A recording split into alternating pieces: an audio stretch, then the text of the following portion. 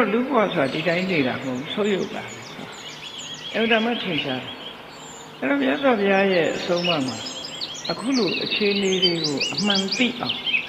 ကြိုးစားပြီးတော့ကောင်းနေတဲ့အချိန်မှာတို့တွေဘာလို့လုပ်ရမလဲဆိုတာသိတဲ့ဟာသမ္မာဒိဋ္ဌိလို့ခေါ်တယ်နော်သမ္မာဒိဋ္ဌိအဲ့လိုတွေးလိုက်တာသမ္မာသင်္ကပ္ပအမှန်တွေးတာအမှန်ဖြစ်နေတဲ့အတိုင်းတွေးနိုင်တာသမ္မာသင်္ကပ္ပချို့ကြတော့ဒါတွေကစိတ်ညစ်စရာတွေမတွေးကြမှာဘူးလို့ပြောကြတယ်မတွေးရင်မသိဘူးတွေးမှအမှန်သိမယ်နော်အမှန်တွေးလို့အမှန်မြင်တယ်သမ္မာဒိဋ္ဌိနဲ့သမ္မာသင်္ကပ္ပမြတ်စွာဘုရားချမှတ်တဲ့လမ်းစဉ်ကအဲ့ဒါပဲအမှန်တွေးအမှန်မြင်ပြီးတော့ဘာလို့အကျိုးရှိတာလုပ်တယ်သမ္မာဝါယာမလို့ခေါ်တယ်ဂျားထဲမှာသမ္မာဝါစာသမ္မာကမ္မန္တသမ္မာအာဇီဝကိုချင်းသီလအနေနဲ့အမှန်တွေးလို့ရှိရင်မှန်တာကိုပဲပြောတတ်တယ်မှန်တာကိုပဲလုပ်တတ်တယ်အတ္တမွေးဝါညောင်းဟာလည်းပဲတရားသဖြင့်အတ္တမွေးဝါညောင်းပြုတယ်ဒါသီလ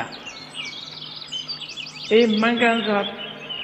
မြင်ပြီးတော့မှန်ကန်စွာတွေးလာတဲ့အခါမှာလှုပ်တဲ့အခါမှာလည်းမှန်ကန်တဲ့အလုပ်ကိုလုပ်လာသမ္မာဝါယာမတတိကလည်းမှန်မှန်ကန်ကန်ထားတတ်လာသမ္မာသမာဓိသမ္မာတတိပြီးတဲ့အခါသမ္မာသမာဓိစိတ်တည်ငြိမ်မှုကလည်းအမှန်တရားပေါ်မှာစိတ်တည်ငြိမ်တွက်ကြည့်လိုက်လို့ရှိရင်မြတ်စွာဘုရားရဲ့လမ်းကြောင်းလမ်းမှလမ်းတော်မရှိမှမသိဘူးလားလမ်းဆိုတာဒီမဂ္ဂင်၈ပါးကိုပြောတာသမ္မာဝါစာသမ္မာကမ္မန္တသမ္မာအာဇီဝဆိုတာသီလသမ္မာဝါယာမသမ္မာတတိသမ္မာသမာဓိဆိုတဲ့သုံးခုကသမာဓိသမ္မာဒိဋ္ဌိနဲ့သမ္မာသင်္ကပ္ပကပညာလို့